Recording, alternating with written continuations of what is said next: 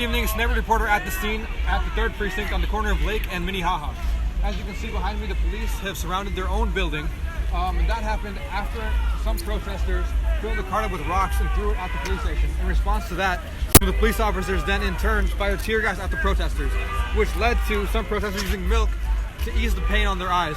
If you look a little bit that way, you'll see a tear gas canister was just fired towards the parking lot. We'll keep you posted on the situation updates. Okay, so we're blocked further down the road now on Snelling and Lake. As you see behind me, protesters have cut off the rest of Lake this way by putting target carts along the entire path. If you come with me this way, you'll see that there are water and milk just strewn about this bench, which are known, as I said earlier, to alleviate the pain of tear gas. If you come a little bit further, you'll see a wall of carts that's been set up this way. And if you look at this bus stop, you'll see a couple holes. A protester just told me that some of these holes were made when police shot tear gas through the bus shelter, which did in fact cut one protester in the eye. We're in a volley back and forth of water bottles from the protester side and tear gas canisters from the police side. Probably can't hear me too well, so I'll take the mask off now. Those sounds you're hearing are tear gas being shot out of their little tear gas shooters. We're going to try to get closer in just a minute here to the police cars.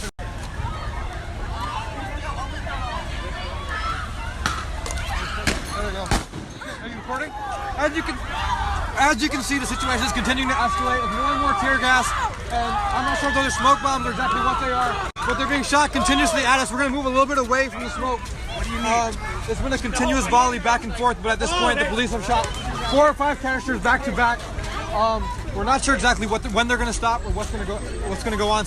As you can see behind me, it's a continuous volley continuing between tear gas and water bottles. What I did just witness, though, was the police bringing barricades, and they're pushing the barricades forward to remove protesters from standing in front of the station. Sorry for the delay, folks. We had to charge some of our equipment, but we are back on Lake and Snelling where we were earlier. The street was filled up with target carts. I'm not sure who moved them because we're on the other side of the street, but they have all been moved. If you walk this way, remember earlier we talked about the bus stop, which had just about 1 or 2 holes in it. As you can see, tear gas has been plentiful in this demonstration. If we keep going this way, we'll see that some parts have been damaged and the interior of the bus stop has been torn out as well. The further down we walk, you'll notice that all these police cars have their high beams and their lights turned on, aiming towards the target parking lot, which up until recently was filled by congregating protesters. In the middle of the street here, you'll see 3 protesters. I'm not sure exactly how long they've been there, but I'll try to talk to them if I can. So we're back at the front of the 3rd Precinct now, and as you can see, a large crowd is gathered in the street in the middle of the intersection. I would estimate it to be around 50 to 100 people. Some interesting observations on our way here. We did see a fire truck go by, and the crowd parted for them. And another issue is people have been throwing water bottles. There's somebody here with a Target crate who's picking up those water bottles to limit the litter that's going on to the environment. I'm trying to get you guys closer so we can look at the graffiti on the police car that's been done, while hopefully keeping a social distance. You want to come with me this way? As you can see, traffic is at a standstill right now. We're getting a little bit closer to the graffiti on the car so you can see exactly what it looks like. You want to come this way?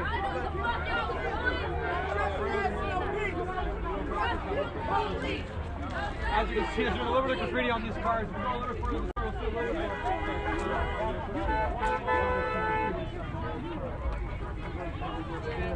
You want to come this way?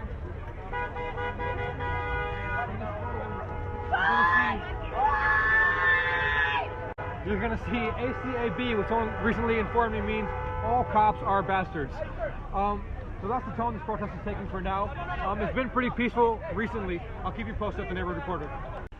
Just to add some context to what you're seeing behind me, this is all the culmination of the protest that began on 38th in Chicago, a couple miles away, over the death of 46-year-old George Floyd.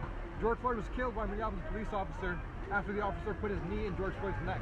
What you're seeing is a reaction to that, and behind me, if you can see, there's a line of basically police cruisers. I'm going to show you a little bit.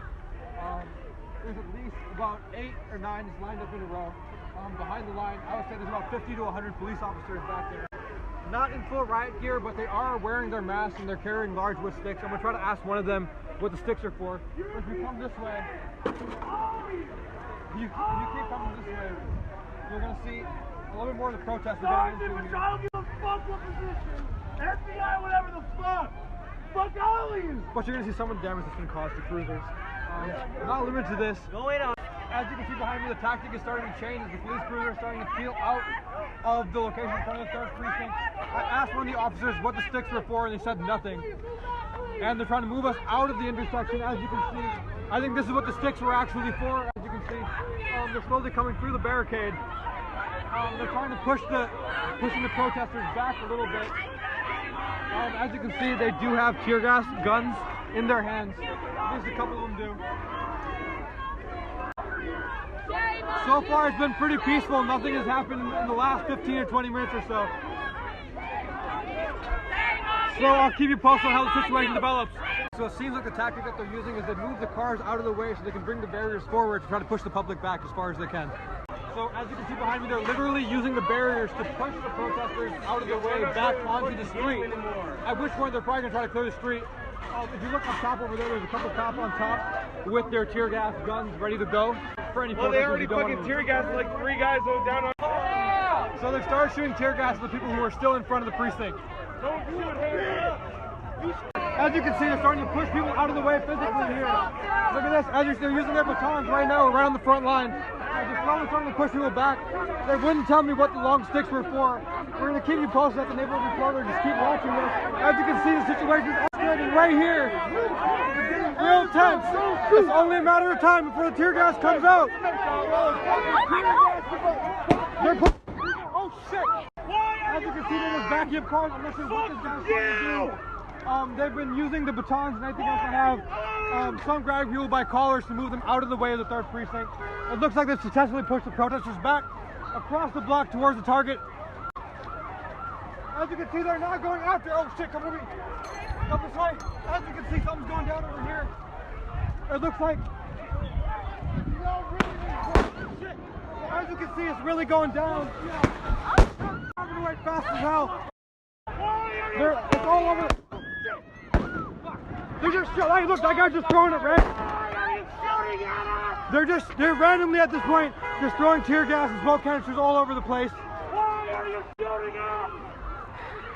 They cleared out the street. Why are you shooting us? I did just see. Are you okay? I did just see someone cavalierly. So it looks like there's a lot of movement coming from the police at this point. They all congregated in the back and now they're moving across the street. It looks as though they're trying to get rid of these protesters over here. We're going to get you a better look at it over here. Okay, looks like they're slowly, these people are being a little bit more civil with. They're gently escorting them this way. As you can see, I'm not sure exactly what they're going to do next. But they're spreading this way. It looks like they're trying to take all 4 corners perhaps. I'm not sure. As you can see, confrontations are going on all around us, as you can see. So as you can see, they're on the entire street now. They're lining up the entire street. Looks like they're blocking it off now. And, okay, this is interesting. It looks like a lot of them are going this way, possibly to that corner to get rid of protesters who are further down that way. While these guys over here are slowly starting to create a line, a barricade of their own. And if you look on the other side, there's more police facing that way, creating a barricade. I'm not sure exactly what's going on. There's still a line of officers all around the 3rd precinct as well. Stay tuned. Okay, so tensions have risen quite a bit. One thing we were not able to capture on camera was some fireworks that went off behind us in the lot in the auto zone. So if you come back this way, you can see the tensions are rising over here with the police. Keep coming this way. They're moving the barriers down this way. I'm not sure again what their strategy is, but they seem to be moving the barriers down this way. If you look back here, the line goes on the police officer station. They're frantically trying to create the barrier right there. So if you keep going this way, you'll see just down here. Well, they got one guy by himself. That's unfortunate, but I'm sure he'll be okay. If you go further on back this way, you'll see around another 10 to 15 police officers with this big high beam light that they have. I'm not sure exactly what the strategy is going to be.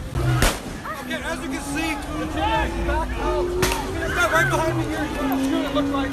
Yeah, he is. They're pellet guns. They're shooting, I think, pellet guns towards the protesters at this point. We're going to keep going this way. They've continuously been trying to clear the front of the 3rd precinct by any means necessary, it seems like, as they've been shooting tear gas and pellet guns pretty consistently now at the protesters. If you come this way a little bit more, you'll see that the crowd has dispersed once again pretty significantly. I'm sorry, I'm losing my voice.